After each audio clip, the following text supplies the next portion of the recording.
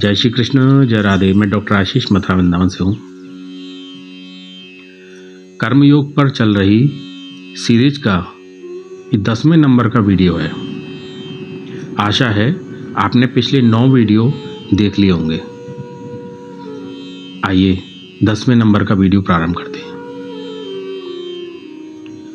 प्रत्येक वर्ण के अनुसार भगवान ने कर्तव्य कर्म निश्चित किए हैं।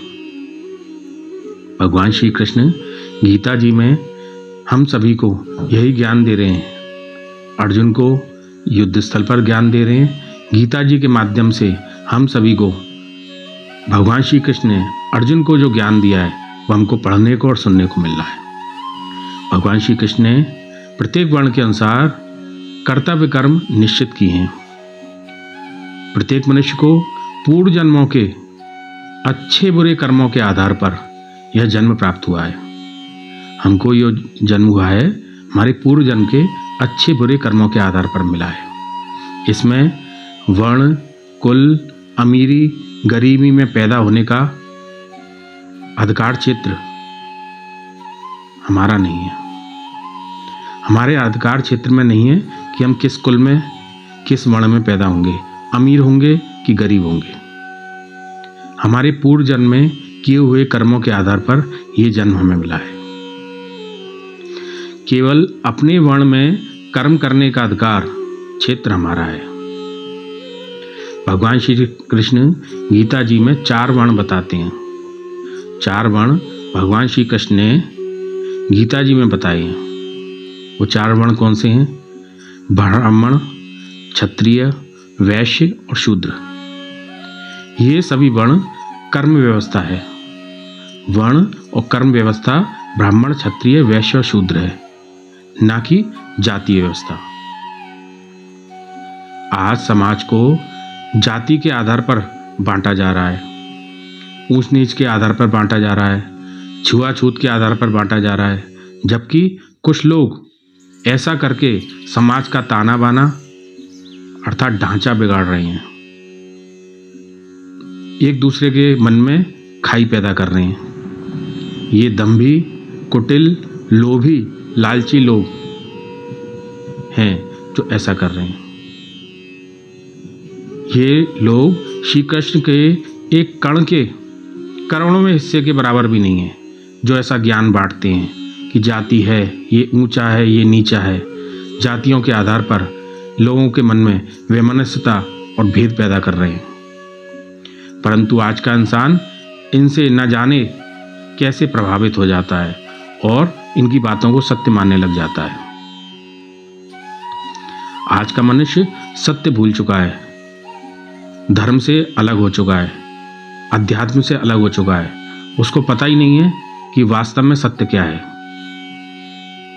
आज आप सभी को वर्ण व्यवस्था की सही जानकारी देने का मैं प्रयास करता हूँ, जो कि गीता जी में भगवान श्री कृष्ण ने कही है। भगवान श्री कृष्ण कहते हैं, जो अध्ययन अध्यापन का कार्य, ज्ञान देना, यज्ञ करना, वैदिक कार्य करना, जो यह सभी कार्य करता है वह ब्राह्मण वर्ण से आता है। युद्ध में शौर्य, सभी की रक्षा करना, यह सभी क्षत्रिय वर्ण से आता है। व्यापार करना, खेती करना, धन संबंधित लेखा जोखा रखना वैश्य वर्ण से आता है। नौकरी, पेशा, इसमें सरकारी, प्राइवेट नौकरी दोनों शामिल हैं। पेशा करना जैसे वकालत का पेशा, सीए का, वकील का, इंजीनियर का, डॉक्टर की सेवा, ये जितने भी सेवा रूप और पेशा रूप नौकरी वाले सभी कार्य हैं, ये सभी शूद्र वर्ण में आते हैं।